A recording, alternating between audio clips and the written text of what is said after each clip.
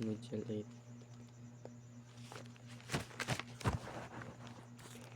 The different approaches in explaining crime.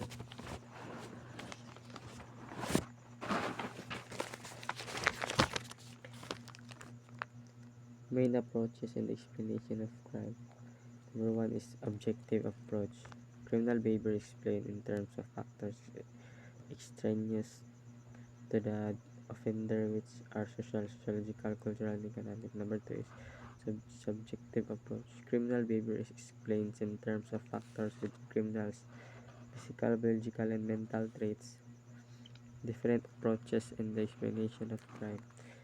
Number 1 is biological approach. Number 2 is causal approach. Number 3 is deficient in probability approach. Descriptive approach.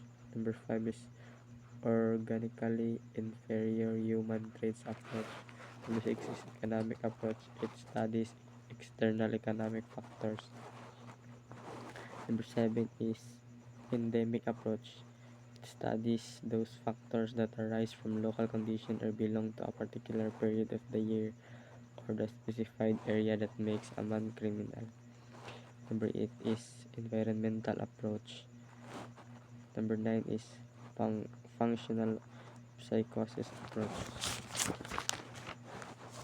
Number 10 is organic psychosis approach, general paralysis of the insane. Number 11 is heredity and criminal families approach.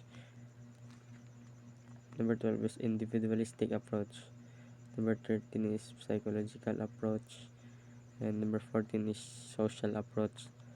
Man may live in isolation, but generally he lives in society. Number 15 is triopathic approach. This approach is of recent origin. It considers the criminal as a victim of circumstances and a product of various factors within the criminal and the society.